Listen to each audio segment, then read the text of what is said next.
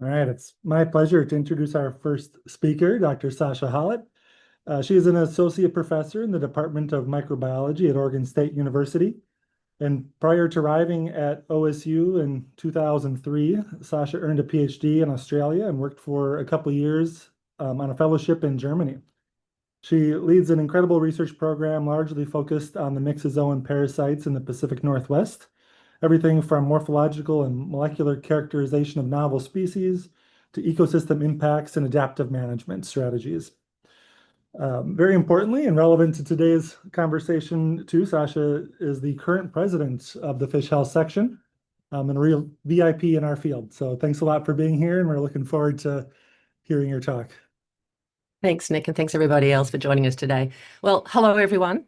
Yes, my name is Sascha Hallet. I'm going to have two parts to this presentation today, giving a brief overview of our lab out here in Oregon, as well as covering some of the research that we do with regards to monitoring and mitigating diseases in salmonids.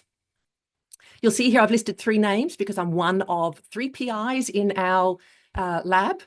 Many of you will know our lab by our previous single PI, Dr. Jerry Bartholomew. She has now semi-retired, but she is still the current director of the J.L. Fryer Aquatic Animal Health Lab here at OSU. But we have now transitioned to better capture the fact that there are three PIs and the variety of work that we do to rename ourselves the Parasite Host Interactions Lab, or better known for short, to have something fishy in the title, the FIN Lab. So this is the poster that's outside our lab in the hallway. I'm going to share today a little bit about each of the PIs and then also our current grad students, of which we have 4, but you can see we're a lot more extensive than that with research associates. And many of you will recognize Dr. Rich Holt, who is still contributing to our program and our knowledge base, and then our suite of undergraduates, which really help fuel our program. So where are we? We are in the Pacific Northwest, and we are in Oregon. About halfway down here is our main campus for Oregon State University in Corvallis. And we have we're great at a number of things. And also we have the rare attribute of being one of only 3 universities in North America that hold the quadruple designation of being a Land, Sea, Sun, and Space Grant Institute. A lot of our work not only happens on the main campus, which is where our molecular work takes place primarily and where most of our offices are, but we couldn't undertake our extensive research program without the facilities at the J.L. Fryer Aquatic Animal Health Laboratory. And this is an example of that facility. All right, a little bit more about me that Dr. Phelps didn't cover.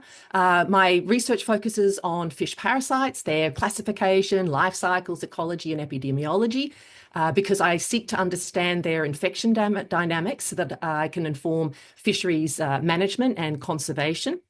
And I develop pathogen monitoring approaches in order to mitigate and manage diseases, both in wild as well as hatchery salmonid fishes out here. And so to do that, I conduct host susceptibility experiments, both in the lab and the field, and I develop molecular assays for the detection of hosts and their parasites. And I'm joined in the lab by Julie Alexander. She is a invertebrate ecologist, again with a focus on myxozoan parasites in these organisms. And this is her at work in the field. And she's looking at things like flow manipulation and then using all these data to inform modeling. And then we also have Stephen Atkinson.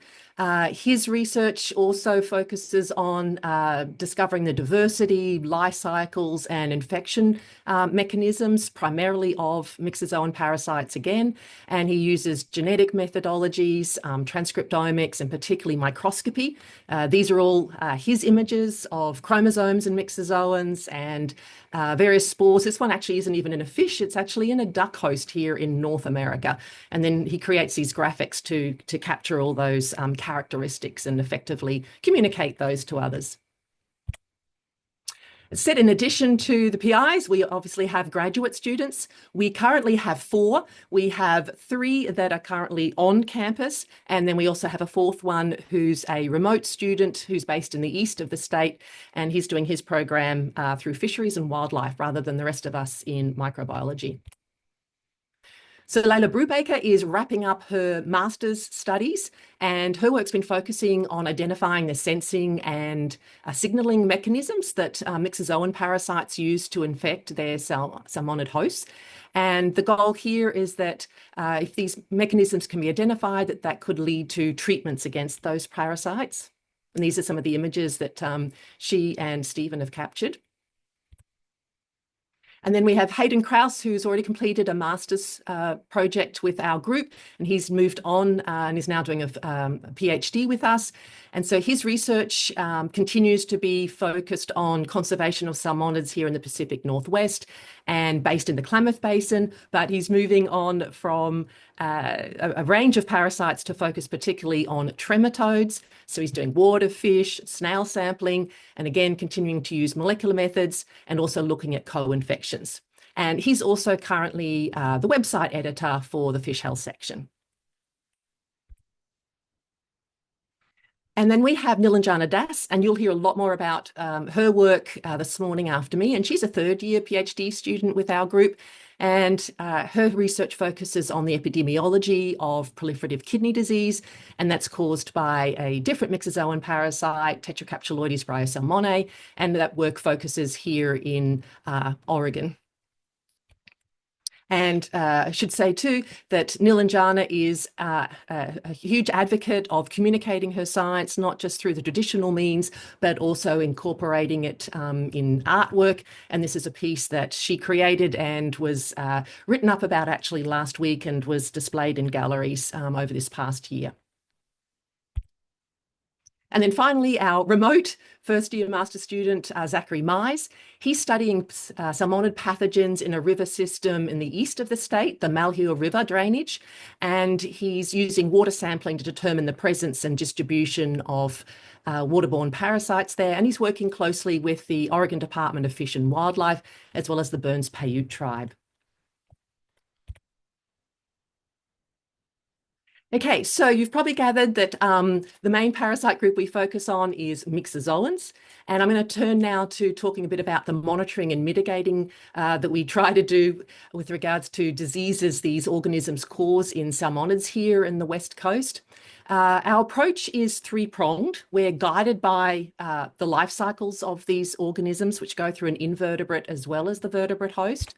And so we conduct studies on the waterborne stages. These are the infectious studies and how fish get infected once they're released from the invertebrate host. Then we also focus on the annelid host. And then finally, the fish host. So we do field studies, lab studies. So this is water sampling. We do direct sampling as well as sentinel fish exposures. And then we use molecular techniques and microscopy to characterize these infections. And so we have both theoretical and applied research. The Klamath River, which straddles Oregon-California border, is where most of our research takes place. And this is particularly an interesting river because it's had a series of dams that have blocked anadromous migration, but these 4 lowermost ones were taken out this past year. So the lower basin and the upper basin have been reconnected this year. So it's an exciting place to be based right now and to be able to monitor a large ecosystem restoration event and probably the largest dam removal event thus far in the world. The impact of those dams has been quite serious. We've seen a reduce in river flow, an increase in temperature, and that's resulted, unfortunately, in outbreaks in the native populations in this river. And that's caused massive die-off events, such as this one a couple of decades ago. And then subsequent to that, we identified a particular myxozoan parasite, Ceratinova shasta, which particularly in this river causes mortality in juveniles, but other folks throughout the Pacific West have reported it causing pre-spawn mortality in adults. And indeed, this is something we're now concerned about now that the migration routes of salmonids has been increased with the reconnection of the upper and lower basin. And unfortunately, those disease events have been increasing, even so much so that hatcheries didn't even release fish into the river a few years ago because the water quality, which included high parasite numbers of C. shasta, were intolerable for these juveniles. To help inform those management events, such as whether to release fish or not, we've been undertaking real-time monitoring particularly through the water sampling.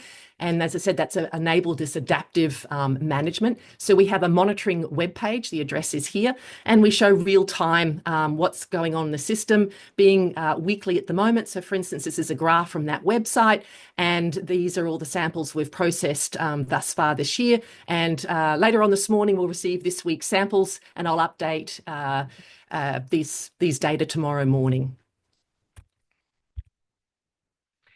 So this monitoring effort's been going on now with our group for several decades in the basin, and this has been really important because it's enabled us to identify infection and disease thresholds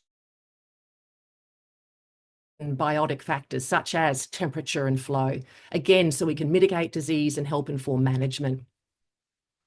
Obviously, one of our big questions going forward is how this river connection is going to impact waterborne parasites and their hosts, because we're going to have fish now that were restricted to the lower basin being able to get into the upper basin. And in fact, this last fall, the first time in 100 years, we had salmonids entering Oregon and spawning here. So quite an exciting time to be involved in this system. And so, of course, then these fish in the upper basin are going to be exposed to parasites that hitchhike with those new in-migrants. And the fish coming up from the lower basin are going to be exposed to resident pathogens that are established with the resident fishes in the upper basin. So an exciting time. So we're going to be mapping those. We started those mapping efforts before the dam's removed, and we will continue it afterwards, again, to empower managers with information on which to base decisions. So we're expanding that baseline C. shasta sampling to include other hosts and other pathogens, and again, going basin-wide here from the mouth all the way up to the tribs of the Upper Klamath Basin. And I'd just like to quickly acknowledge that this large research project would not be possible without collaborators, both financially as well as physically. It's a big area and it's a long-term project. And finally, I'd like to finish by saying, hopefully some of you will be attending upcoming Fish Health Section meetings. Please take a moment to introduce you to myself and other members of our research team. We love putting faces to names. Thank you.